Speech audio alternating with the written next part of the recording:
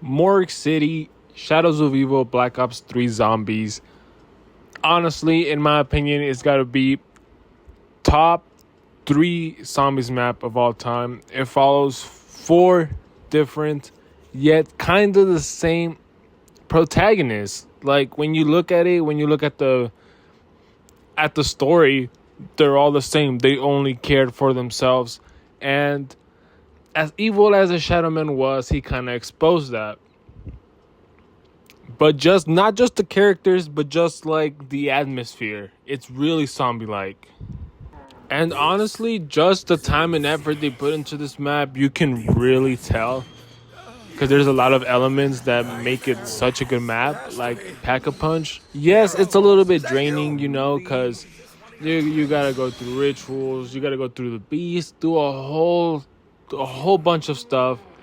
But yeah, when doing the rituals, they don't last long. It's really, honestly, really simple. 4 different rituals, 4 different worms.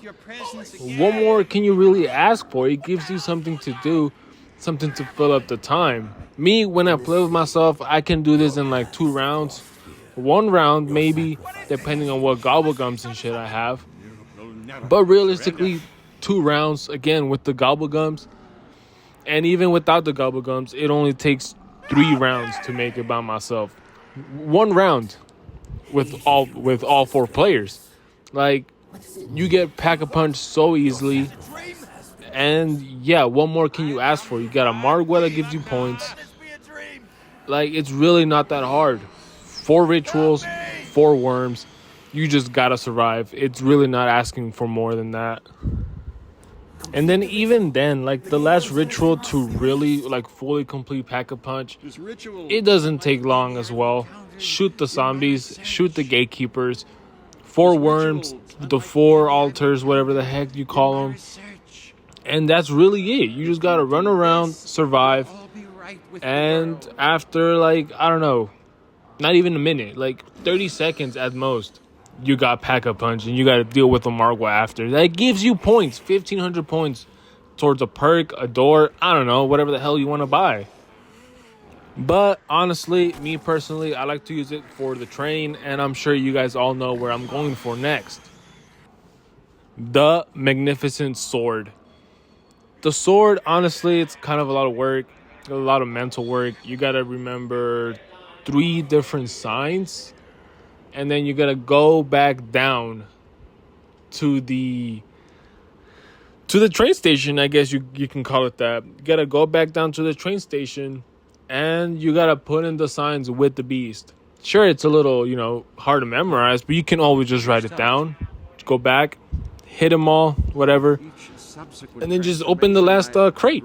Now, honestly, if I say so myself, what I like most about the sword is getting to honestly just upgrade it.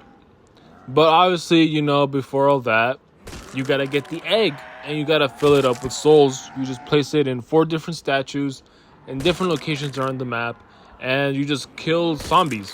Like, there's really nothing else to it. You just gotta kill, survive, use your shield, I don't know, little Arnie's, and once you're done, you just take your sword, your lightning sword, by the way. Which honestly it can be better, but that's what upgrading is going to be for. That's my favorite part when it comes to the sword. Upgrading it, though, it can be much more of a hassle than Pack-a-Punch. It'll really depend on your character. Like the cop, it will be to the canals, the dancer to the footlight, the boxer to the waterfront, and me, the magician, up here to where the first ritual is at. You gotta collect your red egg, whatever it's called, the Apothecon egg. And there's gonna be 4 different red circles around the map. You just go to them. And the first ritual will be 1 Margwa, I believe. And for the rest, it's 2 Margwas. Now, the thing is, though, you also gotta watch out for zombies behind you. That's honestly the most annoying part when it comes to these. But, there's zombies. Take care of them with little Arnie's. Your sword, that's what you got it for. I don't know, Haymaker 12 Pack-a-Punch, that's personally my favorite one. Especially when it's with flamed up. Yeah, it's really freaking dope. But yeah, after you kill them all, Honestly, not really much of a hassle after that. It's going to be a much better sword. And honestly, just when you're done filling it all up, it'll show you at the left. You just go back up to where you got it from, give them the egg, and boom, you got your brand new rebirth Apothecon sword.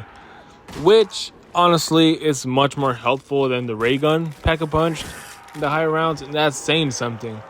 Mainly because it's got that mini sword. It's got that mini sword.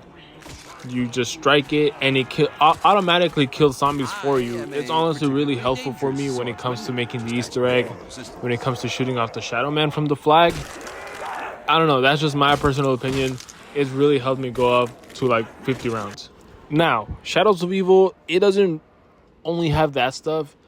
It only has something really that will honestly help you even after you have quick revive. And that's the Civil War Protector. Now the fuses, they can be found in 3 different locations: the canals, the footlight, and the waterfront. All you got to do is open doors, collect fuses, go back down to where the train station's at. You got to plug up the fuses, and that's it. It'll just cost you. Now the sections to get the Civil War Protector, I haven't actually, memorized them.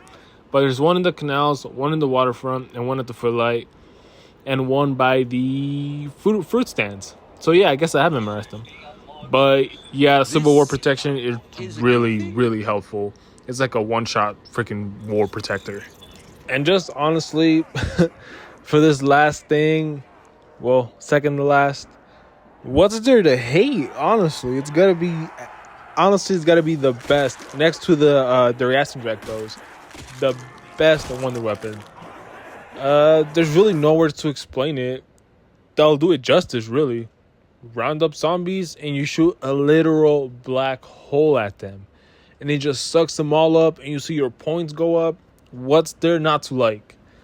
It works for every round, and sadly, you can't upgrade it no more. Thanks a lot, Treyarch.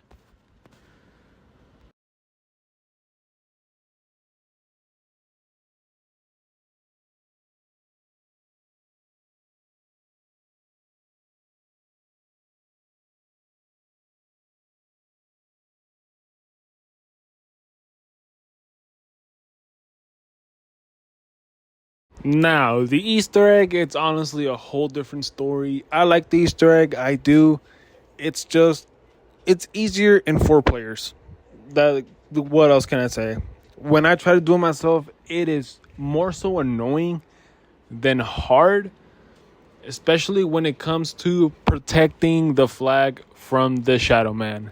Civil War Protector is good. Don't get it wrong. It's good against the fireballs and then the freaking wasps, whatever the hell they are. And then plus the mini sword going around. And then me just with my ray gun attacking the Shadow Man.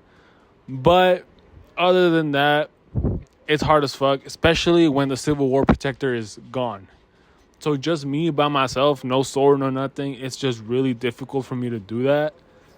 But overall, aside from that, 4 players, it's honestly a really fun Easter egg to do. It just takes a good while to do it. And then with the Marwas appearing after failing to get the Shadow Man in the summoning key, I hated that. I hate that. It's just real annoying. But aside from that, yeah, there'll never be another map like Shadows of Evil when it comes to zombies. It's goated. It's top 3 of all time.